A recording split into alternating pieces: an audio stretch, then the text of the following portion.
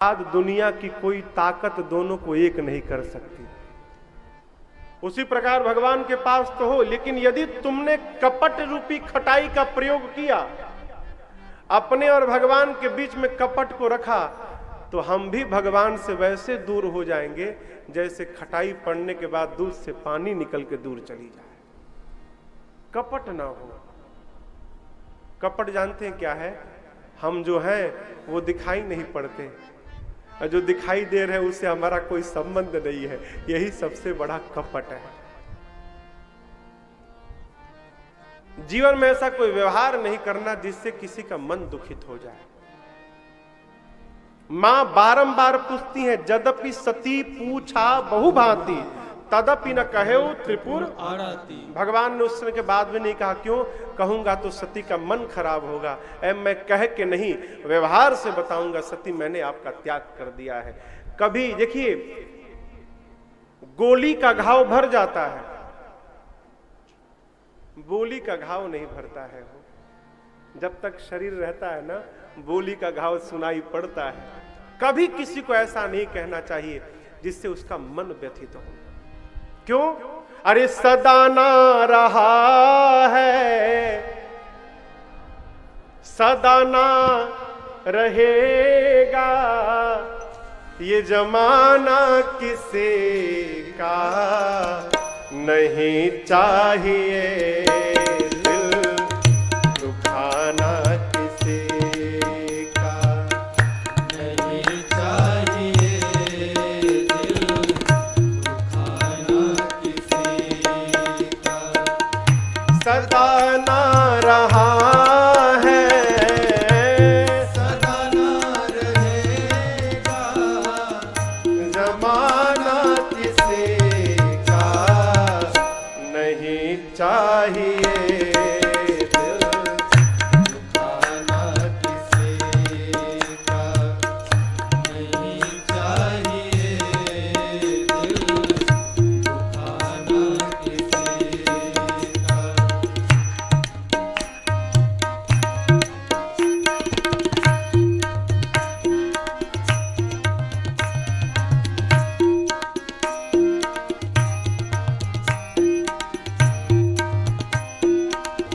साधक कहता है क्या? आएगा बुलावा तो जाना पड़ेगा, सर तुझको आखिर झुकाना पड़ेगा। आएगा बुलावा तो जाना पड़ेगा, सर तुझको आखिर झुकाना पड़ेगा। बलकेश्वर धाम में कथा हो रही है, चलना नहीं है, चलना कथा, घुंघरू की डिलीवरी करनी है। बलवीर जी, घुंघरू पहुंचाने जाना है, अभी टाइम है।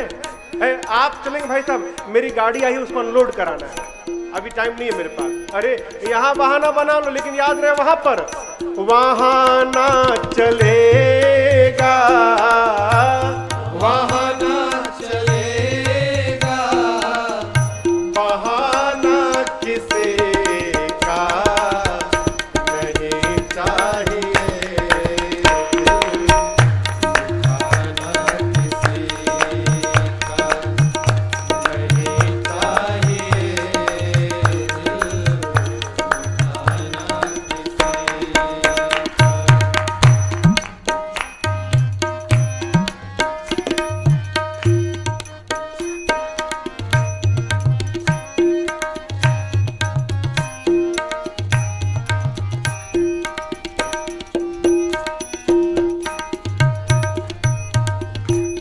सोहरत तुम्हारी बह जाएगी, दौलत यहीं पर रह जाएगी। शोहरत तुम्हारी बह जाएगी, दौलत यहीं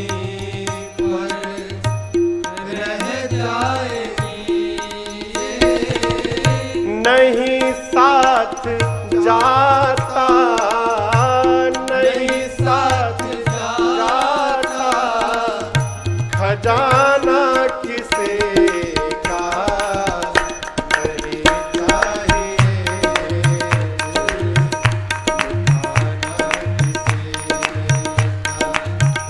नहीं चाहिए,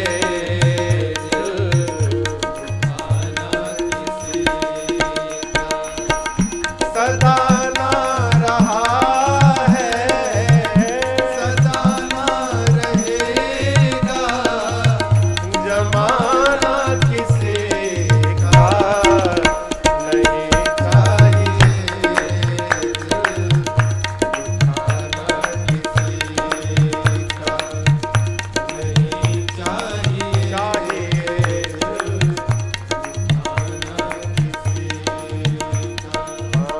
नहीं चाहिए दिल दुखाना किसी का। एक व्यक्ति मरने वाला था, तो अपने बेटे से कहा, बेटा मेरी अंतिम इच्छा पूरी करोगे? बोला, जी पिताजी। चाबी पकड़ो, तिजोरी में एक मोजा है, निकाल कर ले आओ। गया, तिजोरी खोला तो उसमें से एक मोजा निकाला, मोजा 10 स्थान पे फटा हुआ था। ले गया पिताजी के पास। पिताजी बोले, बेटा ये मेरा बड़ा प्रिय मोजा है, मैंने वर्षों से इसको बचा के रखा है, मेरी अंतिम इच्छा है जब मैं मर जाऊं और मुझे चिता पे जलाना ना, तो ये मोजा पहना के फिर जलाना। करोगे? जी पिताजी, अवश्य करूंगा। प्राण छूटा, घाट पर लेकर गए सब। जब चिता पे शरीर को रखने की बारी आई, उसने कहा, देखिए पिताजी की अंतिम इच्छा थी, मैंने वचन दिया है, मैं ये मोजा पहना के फिर चढ़ाऊंगा वहां। ब्राह्मणों ने कहा, दिमाग ठीक है? चिता पे रखने के समय शरीर पर कोई कपड़ा नहीं रहता है। बोलते हम नहीं जानते, पिताजी की इच्छा मैं पूरा करूंगा ही करूंगा, बिना पहना मैं रखने नहीं दूंगा। भैया बवाल, वो कहे कि बिना मोजा पहना मैं रखने नहीं दूंगा, ब्राह्मण का मोजा रहेगा ही नहीं। बड़े बड़े विद्वानों को बुलाया गया, कोई उपाय निकले, कोई उपाय नहीं, कोई भी ब्राह्मण देवता तैयार नहीं भय कि मोजा पहनाया जाए। तब तक एक दूसरा व्यक्ति आया और उसने उस लड़के को एक दूसरा पत्र दिया। वो भी पत्र उसके पिता का ही था। बच्चे ने पत्र खोला, उसमें लिखा था पिता ने, बेटे आज तुम देख रहे हो ना, तुम्हारे लाखों प्रयास करने के बाद भी ये फटा हुआ मोजा भी मुझे कोई पहनाने नहीं दे रहा है। अरे संपत्ति तो छोड़ो, मैं अपने साथ एक फटा मोजा भी नहीं लेके जा सकता हूं। मैं तुमको समझाने के लिए कहा था, जीवन में खूब पैसा कमाना, धन कमाना, लेकिन साथ में थोड़ा वो भी कमाते जाना जिसको साथ में लेकर अगले जन्म तक यात्रा कर सको। क्यों? सब कमा लोगे, ये नहीं कमा पाओ ना, तो जाते समय कंगाल होके जाना पड़ेगा, साथ में कुछ जाए रहेगा नहीं। नहीं साथ जाता, अरे खजाना किसी का, इसलिए नहीं चाहिए दिल दुखाना किसी। बाबा ने बताया नहीं, लेकर गए कैलाश और शंकर भगवान 87,000 वर्ष के लिए समाधि में चले गए। जानते हैं, किसी को सजा देनी हो, सबसे बड़ी सजा है मौन धारण कर लीजिए। इससे बड़ी कोई सजा नहीं होती। सामने रहे बात मत करिए, मौन धारण करिए। मौन धारण करना तपस्या है, साधारण बात नहीं है। चुप हो जाना। लोग कोई नहीं मिलता तो शीशे से बात करते हैं। बाबा मौन हो गए। 87,000 वर्ष बाद समाधि से बाहर आए, राम राम स्मरण किए। सती जी दौड़ कर गई, प्रणाम की। बाबा ने सामने बिठाकर लगे बाबा कथा सुनाने, लगे कहन हरि कथा रसाला। ठीक इसी समय ब्रह्मा जी ने सती के पिता दक्ष को प्रजापतियों का नायक घोषित कर दिया। बड़ा अधिकार दक्ष को जैसे मिला, आपको बतावें, दक्ष इतने बड़े अभागे थे, अपने दामाद यानी शंकर भगवान को ही शत्रु मानते थे। क्यों? एक बार ब्रह्मा जी की सभा बैठी थी, सारे देवता बैठे थे। दक्ष आए तो जितने देवता दिग्पाल थे सब सम्मान में खड़े हो गए। ब्रह्मा विष्णु महेश क्यों खड़े भय हो भाई, सबके ऊपर है। दक्ष सोचने लगा कि ठीक है विष्णु जी नहीं भाई, कोई बात नहीं, कोई बात नहीं, लेकिन ये शंकर तो मेरा दामाद है, इसको तो कम से कम खड़ा होना चाहिए। बाबा को पता नहीं कि ससुर जी आए हैं, वो तो झोली में हाथ डाले आंख बंद करके राम राम राम राम में लगे हुए हैं। लेकिन जानते हैं जीव का स्वभाव, कहीं जाता है ना तो ये नहीं दिखाई पड़ता कि 100 लोग खड़े होकर प्रणाम किए, उसको वो पहले दिखाई पड़ता कि वो नहीं खड़े बैठे। हम जब गए तो प्राप्त होता हुआ सम्मान नहीं दिखता, पहले क्या दिखता है, हमको आने पर खड़ा कौन नहीं भैया, पहले लिस्ट बनाओ उसकी। ये दुख का सबसे बड़ा कारण है। वो उसी दिन से दक्ष बाबा को अपना शत्रु मान लिए। बड़ा अधिकार मिला, शिव जी को अपमानित करने के लिए हरिद्वार के कनखल में यज्ञ की रचना की, सबको बुलाया, छोड़ ब्रह्मा विष्णु और महेश को। बाबा मैया सती को कथा सुना रहे हैं, सारे देवता, निमंत्रण आया है, सुंदर सुंदर विमान में बैठकर अपनी अर्धांगिनियों के साथ, और कैलाश के ऊपर से विमान लेके जाने लगे। अरे भाई बाईपास से चले जाते, लेकिन नहीं, सारे देवता कैलाश के ऊपर से। क्यों? बाबा को यह बताने के लिए ससुर जी ने आपको नहीं बुलाया, हम लोग को बुलाया है। सती जी ने पूछा, प्रभु ये सारे देवता? शंकर भगवान ने कहा, आपके पिताजी यज्ञ कर रहे हैं, उसी में भाग लेने जा रहे हैं सब। मां ने कहा, प्रभु मैं भी हुआ हूं। बाबा ने कहा, बुलाया नहीं गया। मां ने कहा, प्रभु पिताजी के घर, मित्र के घर, गुरु जी के घर और स्वामी के घर, 4 स्थान पे तो बिना बुलाए जाना चाहिए। बाबा ने कहा, बात सही है आपकी, लेकिन यदि अपमानित करने के लिए नहीं बुलाया गया है तो जाने पर कल्याण नहीं होगा। मां नहीं मानी। अंत में 2 गणों को साथ में लगाकर बाबा ने विदा कर दिया।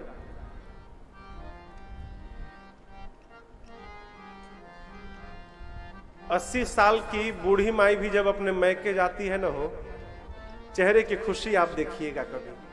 अरे है क्या बात है, गलत तो नहीं कह रहे हैं ना? है?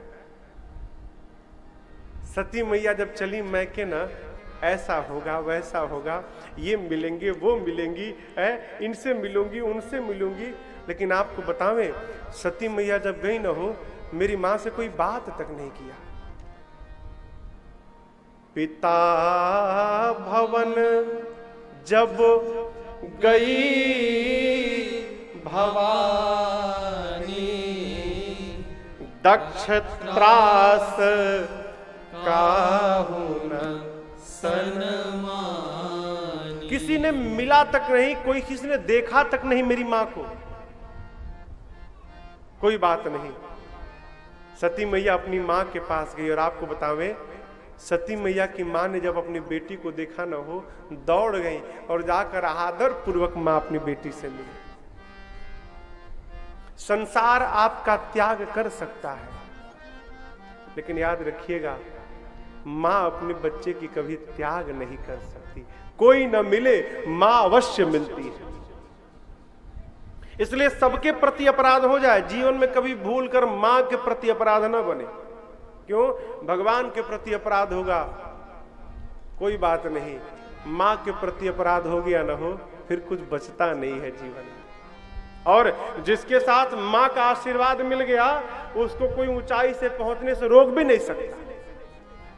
हमारे कलकत्ता के एक बहुत बड़े शायर हैं मुनव्वर राणा, वो कहते हैं, मैंने बुलंदी के हर निशान को छुआ, मैंने बुलंदी के हर निशान को छुआ, लेकिन सच कहता हूं, जब मेरी मां ने मुझे गोद में उठाया तब जाकर आसमान को छुआ। बिना मां के आशीर्वाद के कुछ होने वाला नहीं है। सादर भले ही मिली एक माता, कोई न मिला, मां मिल गई, सारा कष्ट समाप्त। मां ने कहा अपनी मां से, मां मैं यज्ञ मंडप की परिक्रमा लगाना चाहती हूं। गई, जाकर सती जी ने परिक्रमा लगाया, देखा सभी देवताओं का स्थान, मेरे पति के लिए कोई स्थान नहीं, इतना अपमान। अब तो जो जो बातें बाबा ने कही थी सारी बातें कानों में गूंजने लगी। मां का क्रोध बढ़ गया, इतना क्रोध बढ़ा मेरी मां सती का दपट पड़ी मुनियों के ऊपर। बोले मुनि ऋषिगण कान खोलकर सुनिए। सुनो सभासद सकल मुनिंदा, सुनो सभासद सकल आपसे कही सुनी जिन शंकर निंदा, कही सुनी जिन शंकर निंदा। हो फल तुरत लहब सबका हो, फल तुरत लाभ सबका हो। भले बात पछताव पिता हो, भले बात पछताव पिता हो। संत शंभु श्रीपति प्रभादा, संत शंभु श्रीपति अपवादा। सुनिए जहाँ तह असिमर जादा, सुनिए जहाँ तहाँ सिमर जादा। काटिय तासु जीव जो बसाए, काटिय दास जीव जो बसाए। श्रवण मोदिनत चलिय पराए, श्रवण मोदिनत चलिए बड़ाए। जगदात्मा महेश पुरारे, जगदात्मा महेश पुरारी। जगत जनक सबके हितकारी, जगत जनक सबके हितकारी। पिता मंदमत निंदत देहि, पिता मंदमति निंदक मैं दक्ष शुक्र संभव यह दे, दक्ष शुक्र संभव यह दे। तजी हूँ तुरत देहत ही हेतु, तजियो तुरत देहते हेतु। उर्धर चंद्र मौलि वृष केतु, उर्धर चंद्र मौलि हेतु।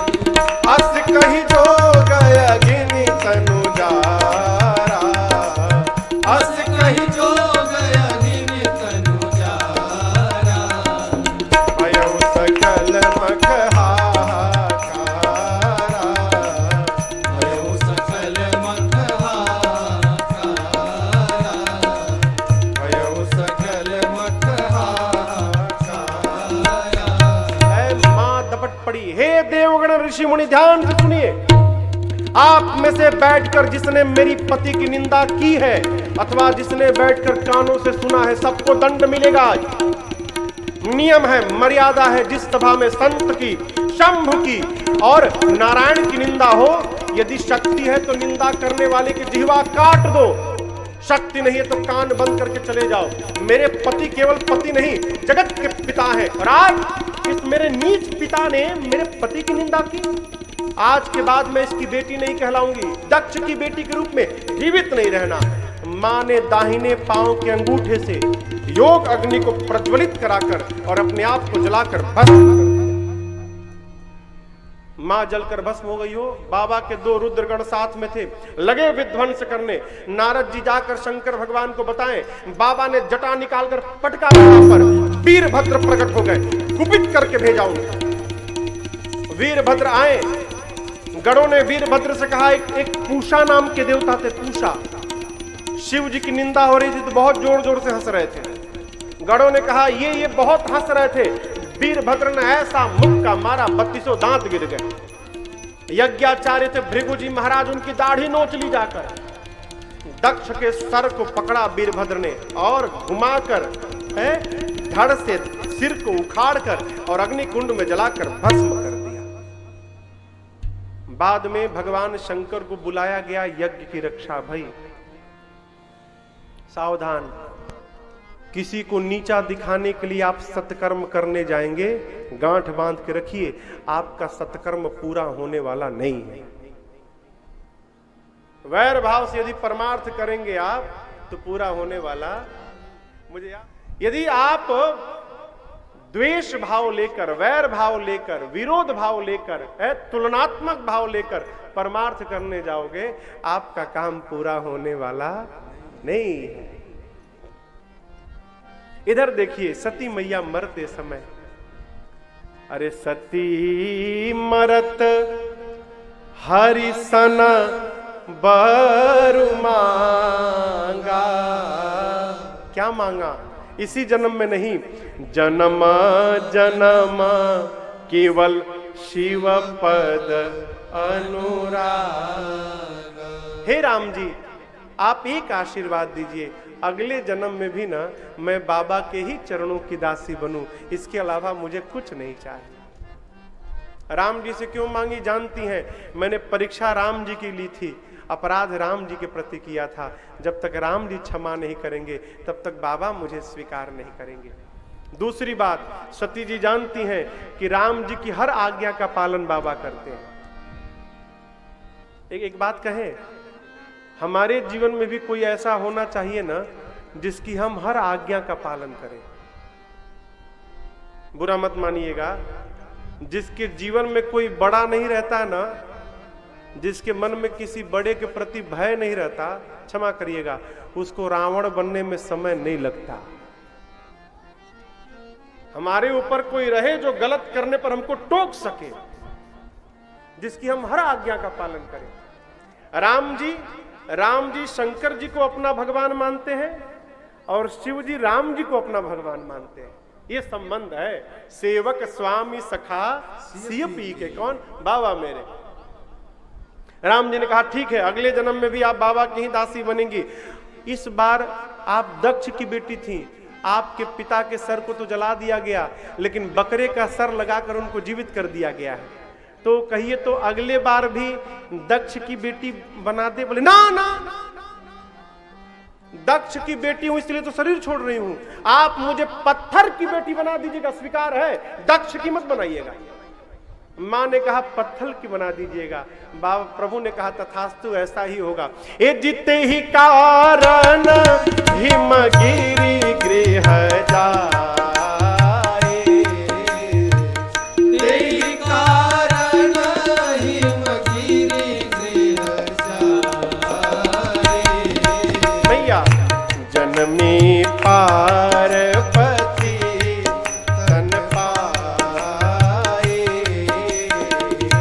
जन्मी पार्वती तन पाए। जन्मी पार्वती तन पाए। इसी कारण सती मैया का अगला जन्म हिमालय जी के घर में पार्वती जी के रूप में भया है। आइए एक बार भाव और श्रद्धा के साथ है, बोलिए पार्वती मैया की माँ का जन्म भया। नारद जी आए हिमालय के घर में, हिमालय जी ने स्वागत किया, चरणों को पखारा, पूरे घर में छिड़कवाया चरणामृत, पार्वती जी को बुला के प्रणाम करवाया और कहा तनिक मेरी बेटी के हाथ में देखी तो क्या क्या दोष लिखा है। नारद जी लेके बोलने लगे आपकी बेटी समस्त सद्गुणों की खान है, उमा अंबिका भवानी नाम है, आपको कीर्ति मिलेगी आपकी बेटी से, आपकी बेटी का सौभाग्य अखंड रहेगा, पूरे संसार की स्त्रियां आपकी बेटी का नाम लेके पातिव्रत धर्म का पालन करेंगी। जितना बढ़िया बढ़िया था बता दिए। हिमांचल जी बोले हम दोष बताने के लिए कहे थे। नारद जी बोले होगा तब ना बताएंगे। हाँ, आपकी बेटी में तो नहीं है, लेकिन आपकी बेटी का जो पति दिख रहा है उसमें थोड़ा थोड़ा दिख रहा है, कहिए तो उसका बता दें। बोले बताइए। तो शुरू है, आपकी बिटिया का जो पति होगा अगुण होगा। नारद जी बोले अगुण मने सत रज तम तीनों गुणों से परे होगा। हिमालय जी के समझ में बात आई उसमें कोई गुण नहीं होगा। अगुण अमान, नारद जी बोले मान सम्मान से परे होगा। हिमालय के समझ में आई उसका कोई सम्मान नहीं करेगा। मातु पितुहीना, उसके माता पिता नहीं होंगे। उदासीन होगा, संशय रहित होगा, जोगी होगा, विशाल जटाएं होगी, निष्काम मन होगा, नंगा रहेगा, कुछ पहनेगा भी नहीं, और जितने अमंगल वस्तु हैं सबको लपेट के रखेगा, अमंगल स्वरूप होगा। ऐसा आपकी बेटी को पति मिलेगा। हाथ की रेखा बता रही हरि राम। सुनने की देरी थी, इधर मैना और हिमालय रोने लगे, इधर पार्वती जी रोने लगी। रो दोनों रहे हैं, लेकिन दशा एक समुझब बिल गाना। हिमालय और मैना रो रहे हैं, इतनी सुंदर बिटिया के लिए ऐसा पागल दूल्हा लिख दिया ब्रह्मा ने, दुख से। अब पार्वती जी सुनी तो सोचने लगी नारद जी जो बताए हैं ये सब हमारे भोले भंडारी में है। लगता है राम जी से जो वरदान मांगा था ना, राम जी ने उसको स्वीकार कर दिया। मां प्रसन्नता से रोने लगी। हिमांचल जी आंसू आंसू पूछे, नारद जी को कहें बाबा तने किनारे आएंगे, थोड़ी कॉन्फिडेंशियल बात करनी है। ले गए किनारे, जाके बोले कि उपाय नहीं है कोई। नारद जी बोले किस बात का? अरे उपाय कोई बताइए, हम लेने देने के लिए भी तैयार हैं, जितना कहेंगे दे देंगे। दूल्हा बदल दीजिए। बदलिए दूल्हा। बोले दिमाग ठीक है, दूल्हा बदल दीजिए। मैं अरे कह मुनि सहिमवंत सुनु, जो विधि लिखा लीला, देव तनुज नर नाग मुनि को न मेटने हार। मैं ध्यान से सुनिए, मेरे पिता ब्रह्मा ने आपकी बिटिया के ललाट पर जो लिख दिया, देवता, दैत्य, मनुष्य, नाग, मुनि, किसी की क्षमता नहीं मिटा दे। मिलेगा तो वही दूल्हा मिलेगा, दूल्हा वही है। लेकिन हां, जानते हैं समर्थवान को दोष नहीं लगता। जो जो लक्षण बताए हैं ना, वो सब शंकर भगवान में विद्यमान है और समर्थवान को दोष नहीं लगता। हिमांचल बोले कैसे मान ले हम? लट दिखाता हूं ना। विष्णु भगवान सांप पे सोते हैं, कहा गया है सर्प स्पर्श कर जाए तो शुद्धि लेनी पड़ती है। शंकर विष्णु भगवान सांप के ऊपर सोते, उन पर कोई दोष नहीं लगता। गंगा में पवित्र बही जाए, अपवित्र बढ़ जाए, गंगा कभी अपवित्र नहीं होती, दोष नहीं लगता। अग्नि में जो जला दो स्वाहा, अग्नि में कभी दोष नहीं लगता, अपवित्र नहीं होती अग्नि। उसी प्रकार सूर्य की रोशनी पवित्र पर भी पड़ती है, पवित्र पर भी पड़ती है। सूर्य की रोशनी में कोई दोष नहीं लगता। जानते हैं क्यों? ये सब समर्थवान है। हिमांचल जी बोले ये तो उनकी बात है, इनसे शंकर का क्या लेना देना? बोले अरे ये चारों समर्थवान है, इनको दोष नहीं लगता, और जो इन चारों को धारण करके बैठा है उसको दोष लगेगा? वो तो महासमर्थवान। कैसे कैसे धारण किए हैं? बोले हृदय में विष्णु भगवान है, यहां गंगा जी को पधराए हैं, 3 नेत्र है, एक अग्नि, एक सूर्य, एक चंद्रमा। सूर्य भी है, अग्नि भी है, गंगा भी है, विष्णु भी है। इन चारों को दोष नहीं लगता। जो चारों को धारण करके बैठा है उसको दोष लगेगा? ए बाबा में कोई दोष नहीं है। आप बताएं, आपकी बिटिया के विवाह बाबा से होगा ना, तो आपकी बिटिया का कल्याण हो जाएगा। हिमांचल जी कहे शंकर भगवान हमारी बिटिया से विवाह क्यों करेंगे? नारद जी बोले वही तो बताने आया हूं मैं, उपाय बता रहा हूं ना। अरे जो तप करे कुमारी तुम्हारी, जो तप करे कुमारी तुम्हारी, फिर भावे उमें सकहि त्रिपुरारी,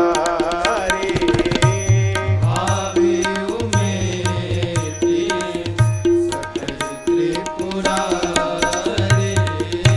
शंभु सहज समर्थ भगवाना, शंभु सहज समर्थ भगवाना,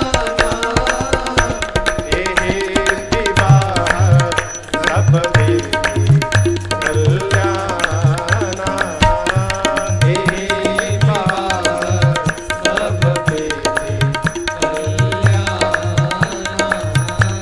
एहि विवाह सब देवी कल्याणा। एहि विवाह सब देवी कल्याणा। नारद जी ने कहा महाराज आपकी बिटिया तप करेगी तो बाबा अवश्य मिलेंगे। परिणाम पार्वती मैया जाकर इतना कठोर तप की, इतना कठोर तप किया माने है। आकाशवाणी भई, आकाशवाणी ने कहा भवानी जी आपकी मनोकामना पूरी भई। ऐसा तप जैसा आपने किया आज तक किसी ने नहीं किया। पिताजी बुलाने आए, घर जाइएगा, सप्तर्षि मिले, हमारे वचनों को सत्य समझिएगा। अब कथा बदली। जिस दिन से सती जी शरीर छोड़ी थी उस दिन से बाबा को वैराग्य हो गया, कैलाश छोड़ के निकल पड़े। कई लोग प्रश्न करते हैं महाराज शंकर भगवान ने जब राम कथा लिखी है तो शंकर जी जाकर काकभूषुंडी जी से क्यों सुन लिए? यहां बाबा को वैराग्य भया, कैलाश छोड़कर निकले, घूमते घूमते नीलगिरी पर्वत पहुंचे जहां काकभूषुंडी जी महाराज कथा शुरू करने वाले थे। वहां भूषुंडी सरोवर है, आज भी है। ऐसा कहा जाता है कि 27 कल्प से काकभूषुंडी जी आज भी वहां कथा सुनाते हैं, कौआ महाराज आज भी। पक्षी लोग सुनते हैं। बाबा गए तो देखे कथा शुरू होने वाली है, तो भुसुंडी सरोवर में शंकर भगवान स्वयं मराल यानी हंस का रूप धारण करके बैठे और वहीं पर बाबा ने काग भुसुंडी जी से पूरी राम कथा सुनी। बाबा लगे घूमने कथा सुनकर, कहीं भक्त मिलते तो कथा सुनाते थे, कहीं कथा होती तो सुनते थे। एक दिन शंकर जी के सामने राम जी प्रकट हो गए प्रेम देखकर, और प्रकट होकर पार्वती जी की पूरी कथा सुना दी। शंकर भगवान सोचने लगे धन्य है प्रभु, आप उस पार्वती की कथा सुना रहे हैं जो पार्वती पिछले जन्म में आपकी कथा नहीं सुनी,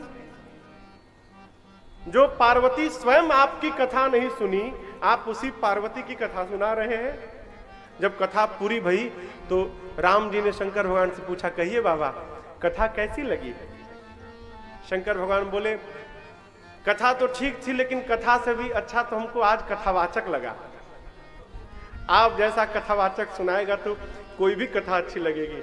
राम जी ने कहा, इतनी अच्छी कथा सुनाया हूं, कुछ दक्षिणा नहीं देंगे हमको? शंकर भगवान ने कहा, जो मांगिए प्रभु।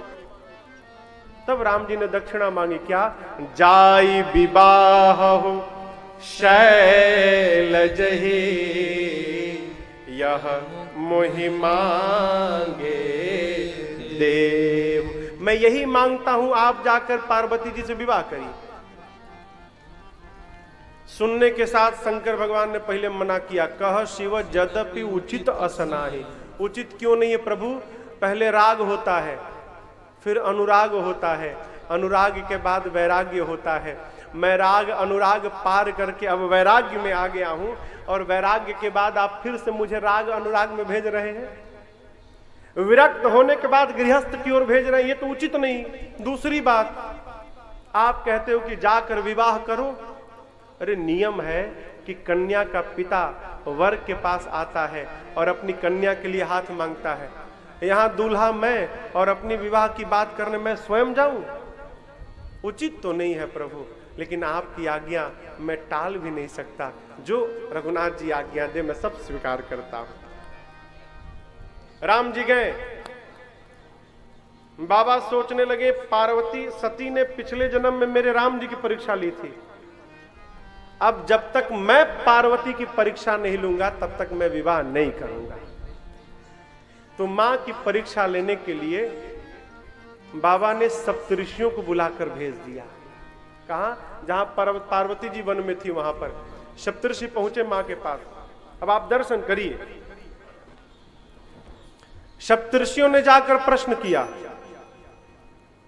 कि ही अवराधो का तुम चाहो, किसकी आराधना कर रही हो, क्या चाहती हो? पार्वती जी ने कहा, देखिए ना, नारद जी की बात मानकर मैं शिव जी को पति के रूप में प्राप्त करना चाहती हूं। मुनियों ने पहला प्रहार नारद जी पर किया। अरे नारद की बात मानकर? पता है नारद के बारे में? आज तक नारद की जो जो बात माना उसका घर उजड़ गया, और उसी नारद की बात मान के तुम पति के रूप में शिव को चाहती हो? मां सुन के भी मौन रही, नहीं बोली। तो मुनियों ने देखा नारद जी की निंदा करने से बात नहीं बनी, इनके पिता की निंदा करो। बोले, हाँ आपका दोष नहीं है ना, हिमालय की बेटी हो ना, तो जिस प्रकार तुम्हारे पिता जड़ मति के हैं उसी प्रकार तुम्हारी मति भी जड़ हो गई है। मां इस पर भी नहीं बोली। तब मुनियों ने कहा, एक काम करे, शंकर भगवान की निंदा करते हैं, शायद मन बदल जाए। तो बोले, शंकर को जानती हो? बोली नहीं, भीख मांग के खाते हैं। भीख मांगी भव खाही। जो स्वयं भीख मांग के खाता है तुम्हारा पेट क्या भरेगा? रहने को घर नहीं है, कुछ नहीं है, खुले आकाश में रहना पड़ेगा। हम तो पार्वती जी आपके लिए बड़ा सुंदर दूल्हा का रिश्ता लेके आए हैं, बस आपकी तैयारी चाहिए। हाँ चाहिए। कौन? उनमें कोई दोष नहीं है, दूषण रहित सकल गुण राशि। कौन? श्रीपति पुर बैकुंठ निवास। बैकुंठाधिपति लक्ष्मी जी के पति भगवान नारायण, उनमें कोई दोष नहीं है, बड़ी सुंदर है। आप कहिए तो बात चलाएं। अब पार्वती जी ने कहा, मुनिवर आप ठीक कहते हैं, शंकर भगवान में बहुते दोष है। महादेव अवगुण भवन विष्णु सकल गुण धाम। लेकिन एक बात बताएं, जिसका मन जिससे लग जाए ना, उसके लिए वही संसार का सबसे अनमोल रत्न हो जाता है। आप कहते हो नारद जी की बात मानकर मेरा घर उजड़ जाएगा। आप सुनिए, नारद बचन न मैं परिहरऊं, बसऊ भवन उजड़ऊ नहीं डरऊं। मेरा घर बसे चाहे उजड़ जाए, मैं अपनी गुरु जी की बात नहीं छोड़ूंगी। अब तो देखा जाएगा जो होगा, अब डर नहीं है। अरे लगन इनसे लगा बैठे, जो होगा देखा जाएगा।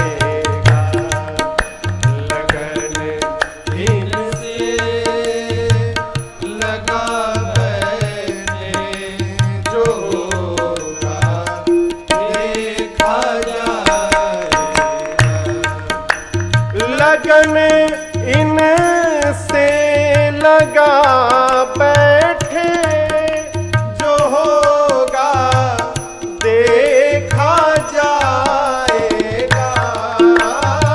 लगन इनसे लगा बैठे, जो होगा देखा जाएगा। जो होगा देखा जाए। अब इन्हें अपना बना बैठे, इन्हें अपना बना बैठे, जो होगा देखा जाएगा। इन्हें अपना बना बैठे, जो होगा देखा जाएगा।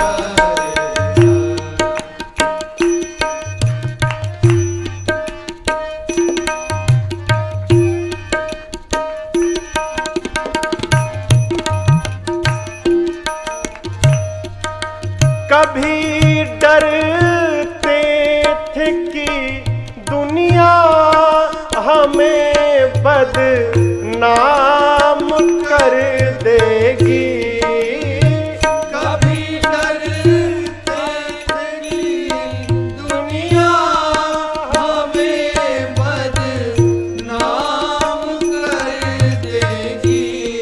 हमें बदनाम कर दे। अब शर्म हम बेच खा बैठे, शर्म हम बेच खा बैठे, जो होगा देखा जाएगा। हम बेच खा बैठे, जो होगा देखा जाएगा।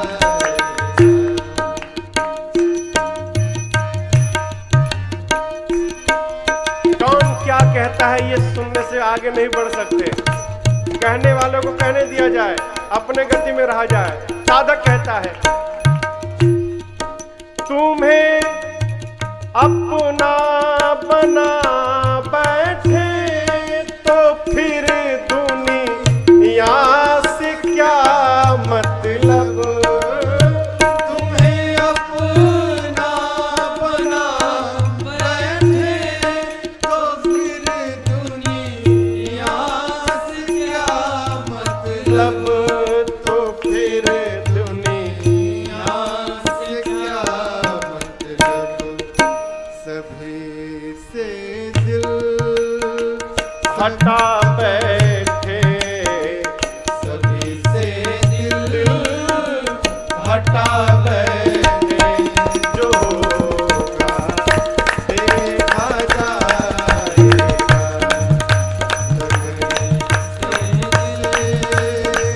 लगा बैठे, जो होगा देखा जाएगा। लगन इनसे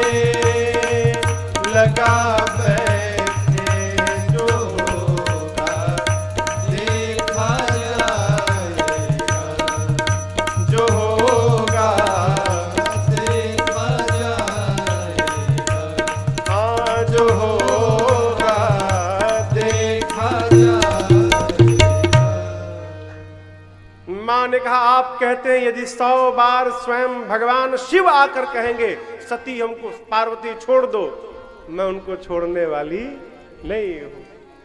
ऐ मुनियों ने मां के प्रेम को देखा, जाकर बाबा से बताए। बाबा प्रेम सुनकर समाधि में चले गए। पिछली बार गए तो 87,000 वर्ष बाद आए, अब की बार गए तो कब आएंगे पता नहीं है। इसी बीच एक दैत्य का जन्म भया, ताड़कासुर। ब्रह्मा जी से वरदान लिया, शंकर भगवान के शुक्र से जो पुत्र उत्पन्न हो वही मारे। क्यों? जानता है बाबा की पत्नी है नहीं, बेटा है नहीं, समाधि में बैठे हैं, न पत्नी है न बेटा है, न मैं मरूंगा, मैं तो अमर हो गया। ऐ वरदान प्राप्त करके लगा देवताओं को मारने। देवता पहुंचे ब्रह्मा जी के पास। ब्रह्मा जी ने कहा कामदेव को बुलाओ, बाबा इसका वध करेंगे। बाबा का विवाह होगा, पुत्र होगा, वो वध करेगा। देवता कामदेव को बुलाए। कामदेव गए बाबा की तपस्या तोड़ने, समाधि से बाहर लाने।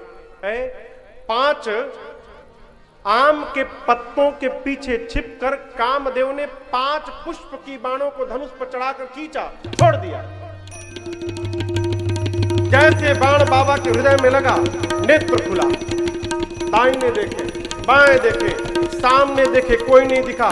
तब तक आम के पत्तों के पीछे छिपे कामदेव पर दृष्टि गई, और जैसे कामदेव ने बाबा ने देखा कामदेव को, तीसरा नेत्र खुला। बाबा कहते हैं ताबसीवती सरस नयन